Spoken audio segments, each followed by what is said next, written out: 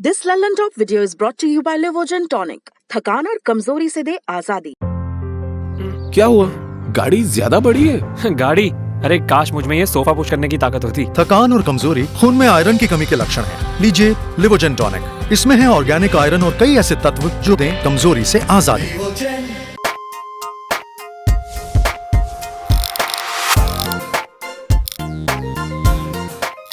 Hello guys, मैं हूं श्वेतांक और आप देख रहे हैं the Lalan top.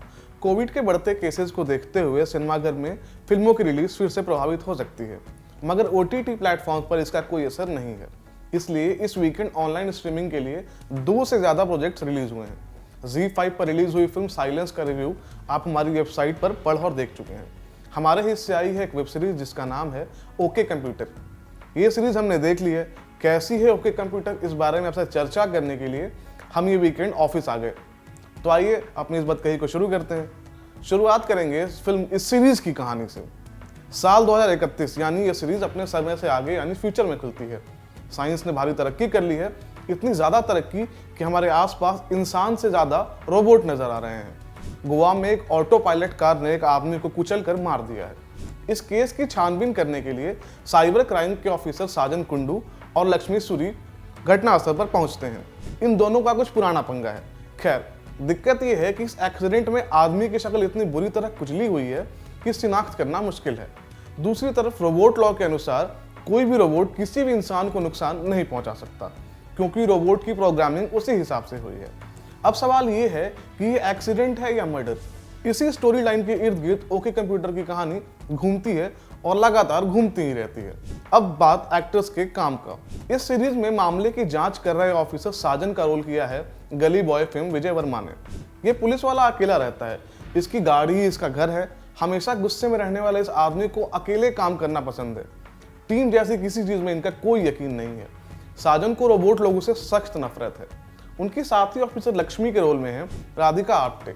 Lakshmi robots को लेकर सहानुभूति का भाव रखती है, जो कि कई मौकों पर ज्यादा इमोशनल लेवल पर चला जाता है। केस की इन्वेस्टिगेशन में इनकी मदद कर रही दूसरी जूनियर ऑफिसर हैं मोनालिसा पॉल। ये रोल निभाया है मलयाली फिल्म एक्ट्रेस कानू कुशरुति ने। बेसिकली ये सीरीज की कॉमिक रिलीफ है।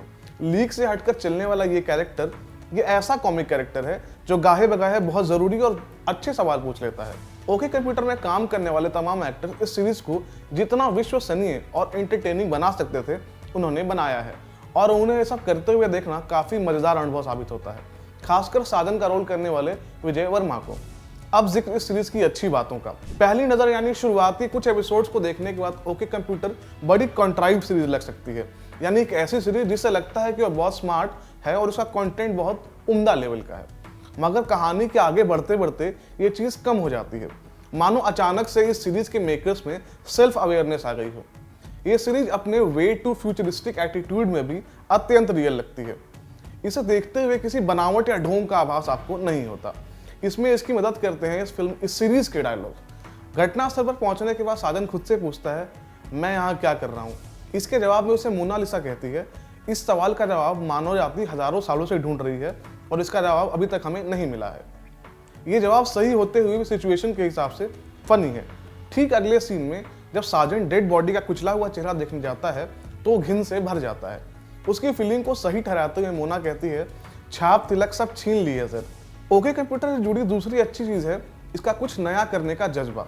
इंडिया में साइंस फिक्शन कंटेंट की भारी कमी है। हम कब तक मिस्टर इंडिया के नाम का ढोल पीटते रहेंगे? हालांकि पिछले दिनों कार्गो भी रिलीज हुई थी, मगर उसका फोकस साइंस फिक्शन से ज्यादा फैंटेसी पर था, इमोशन पर था। ऐसे में ओके कंप्यूटर इंडिया में बना अपनी तरह का पहला कंटेंट होने का दावा करता है। साइंस फिक्शन कॉमेडी थ्रिलर, ये उनका दावा काफी हद तक सही भी है। ये सीरीज बहुत सारी जरूरी बातें कहती है, मगर कई मौकों पर वो बातें डिलीवर होने की बजाय एक कोशिश बनकर रह जाती हैं। मगर इस सीरीज के मेकर्स पूजा शेट्टी, नील पगेड़कर और आनंद गांधी को इस कोशिश के लिए पूरा क्रेडिट मिलना चाहिए। ओके कंप्यूटर अपने जॉनर और कंटेंट के साथ न्याय करती हुई कई जरूरी मसलों पर हाथ रखती है, जैसे पूरे हिंदुस्तान पर हिंदी को थोपा जाना, फेक न्यूज का फैलाव, क्लाइमेट चेंज, देशभक्ति और सर्वेलेंस।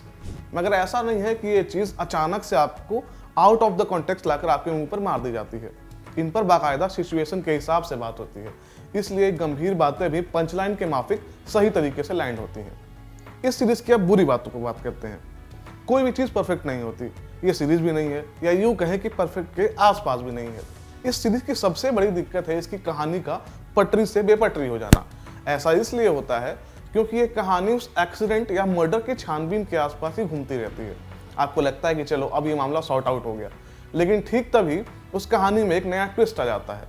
अगर ये चीज़ एक आध बार होकर रुक जाए तो अपन जाने दे सकते हैं, मगर एक ही सीरीज में एक ही मसले पर अगर 4 बार ट्विस्ट आ जाए तो ये चीज़ एक समय के बाद थकाने लगती है। ओके कंप्यूटर की दूसरी समस्या है इसका साइंस क्लास बन जाना। ये सीरीज कहानी दिखाते हुए अचानक से साइंस के लेक्चर में तब्दील हो जाती है।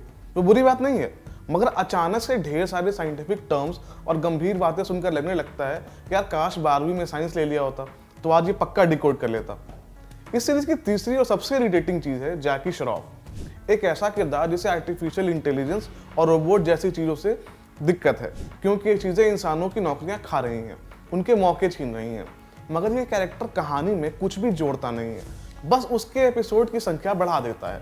जैकी श्रॉफ पिछले कुछ समय से मेन स्ट्रीम के साथ साथ बढ़िया एक्सपेरिमेंटल काम कर रहे हैं।